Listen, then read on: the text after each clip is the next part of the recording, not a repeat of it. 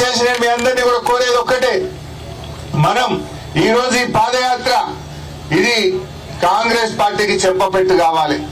ఆనాడు లంకలో రావణుడు చేసే అరాచకాల్ని ఎదిరించడానికి ఆనాడు రామదండు కదిలింది.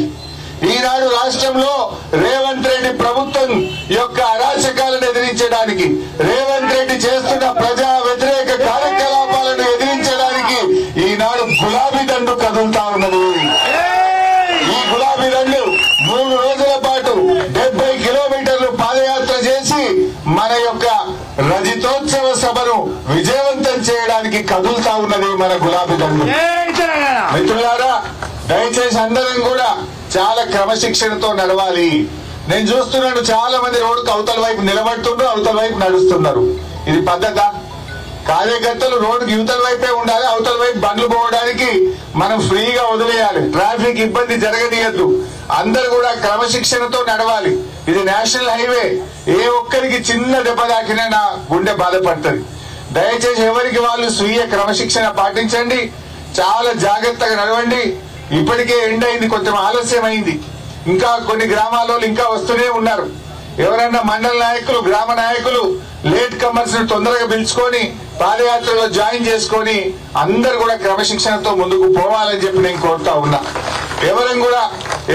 కొంతమంది పాపం బ్యాగులు జబ్బలకేసుకున్నారు, బరువు అవుతుంది. మీ మండలానికి ఒక వెహికల్ పెట్టాం, ఆ వెహికల్ లో మీ బ్యాగులు పెట్టండి. మంచి పాటలతో ఆటలతో చక్కగా ముందుకు సాగండి. ఎక్కడైనా గ్రామాలు వచ్చినప్పుడు రైతులతో మాట్లాడండి, మహిళలతో మాట్లాడండి, ప్రజలతో మాట్లాడండి, అవ్వ తాతలతో మాట్లాడండి. ఈ కాంగ్రెస్ పార్టీ చేస్తున్న అరాచకాలను ప్రజలకు వివరించండి. ఇలా రేవంత్ రెడ్డి ఏడాది అర్థం పాలనలో రైతు బంధు మోసం చేసిండు.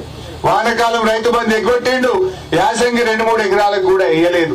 రుణమాఫీ సగం మందికి కూడా కాలేదు. ఇలా పంటల బీమా అన్నారు, బోగస్ అయిపోయింది. ప్రజలకు ఇచ్చిన హామీలన్నీ కూడా ఇవాళ డొల్ల అయిపోయినాయి. ప్రజలందరూ కూడా మళ్ళీ కేసీఆర్ రావాలి, మళ్ళీ బీఆర్ఎస్ ప్రభుత్వం రావాలని ఇలా ప్రజలందరూ కూడా ఎదురు చూస్తా ఉన్నారు.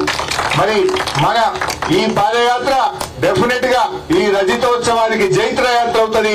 మళ్ళీ బీఆర్ఎస్ అధికారంలో రావడానికి విజయయాత్ర అవుతుందని చెప్పి నేను కోరుకుంటూ, అందరు కూడా మండల నాయకులు క్రమశిక్షణతో ముందుకు జరగాలి. మీరు బ్రేక్ఫాస్ట్ చేయలేదు, మిట్టపల్లి దగ్గర బ్రేక్ఫాస్ట్ ఉంది, మళ్ళీ లంచ్ ఉంది. నేను తప్పకుండా రాత్రి డిన్నర్ లో మీకు బద్దిపడగలో వచ్చి డిన్నర్ లో మీతో పాటు భోజనం చేస్తా. ఎల్లుండి కూడా మళ్ళీ లంచ్ లో మీతో పాటు ఉంటా.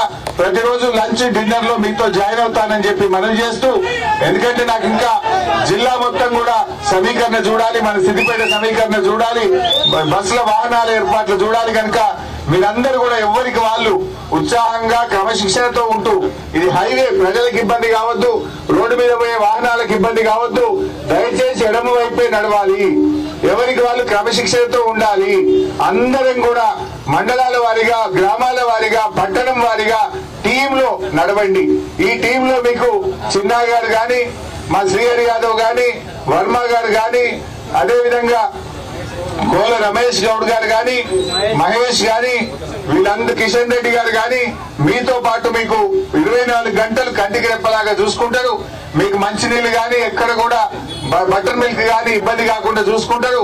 కొంచెం రేపు మాత్రం పొద్దున 5:30కే వెళ్దాం. రాత్రి మనం ఎండలు నడవద్దు, ఎండ దెబ్బ తలగనీయద్దు, మన పిల్లల్ని మనం కాపాడుకోవాలి. ఇవాళ ఒక్కరోజు కొద్దిగా లేట్ అయింది కనుక కొంచెం ఎండ అవుతుంది. పాలమాటలలో లంచ్ ఉన్నది. అందరం కూడా జాగ్రత్తగా నడిచి ముందుకు సాగాలని కోరుతూ, జై తెలంగాణ.